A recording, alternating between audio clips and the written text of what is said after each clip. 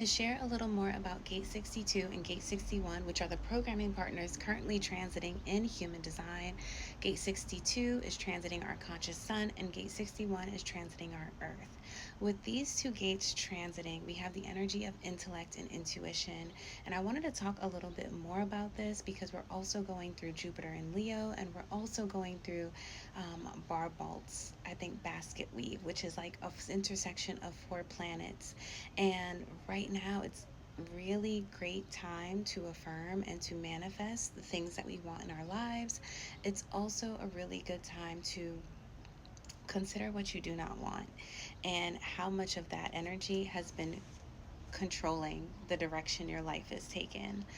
The reason why I find these two gates very fascinating is because they're both gates that connect to the enlightenment energy.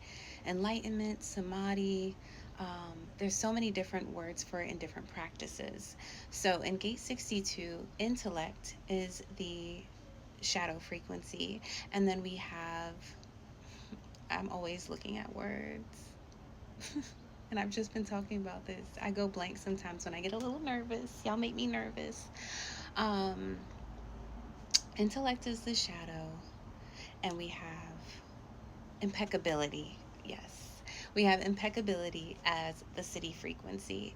So, impeccability has a lot to do with knowledge because it's about language and it's about information and it's about being able to speak or share our hearts clearly using language and speaking in a way that is high vibrational to a degree, right? So, intellect looks like Socrates, it looks like Hermes Trismegistus. These are examples of the city frequency of intellect. Is when someone is able to use the knowledge that they've acquired to seek and find enlightenment. Ben Franklin is an example of intellect. George Washington, oh my gosh, the peanut guy. I sound like Portia. Sorry, girl. But yeah, inventors, inventions, these are all connected to intellect. Steve Jobs creating Apple, intellect. When we have intuition, it's actually the city frequency of gate 61, which is the gate of inner truth. The shadow is psychosis. The city frequency is sanctity. And sanctity is all about the religiosity of it. It's about being devoted to something. It's about finding wholeness or holiness within being this version of yourself that you feel is meant to be here through your intuition. And it could look like someone getting a spiritual download and sharing it. The human design system came that way. The founder of the human design system, Ra Uru, he went to Ibiza, he did a shroom journey.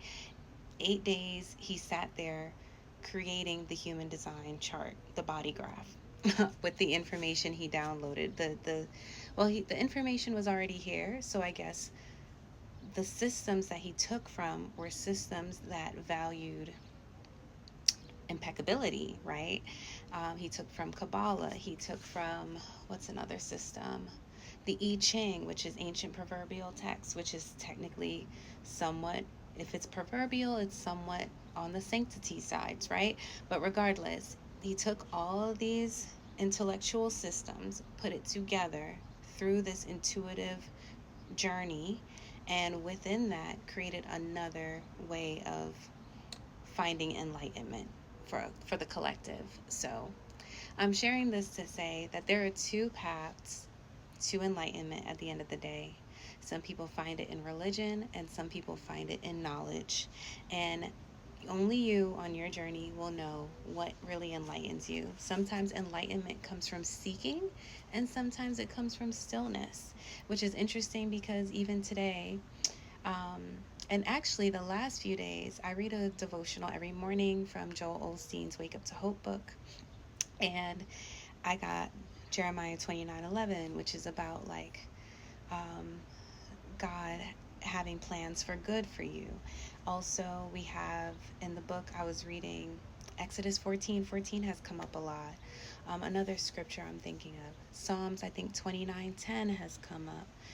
Yesterday I read about God being your, the Lord is my shepherd, Psalms 23, right? Right. Letting go of the details here. But my point is that sometimes stillness is what brings you to enlightenment, and sometimes it's the seeking. And only you will know what that is. And that is the beauty of it. Religion, it does not work for everybody. I feel like when I feel overly religious, I feel a little righteous. And righteous can be good, but it also can be a very judgmental energy. And I think that's why I stepped back from religion myself.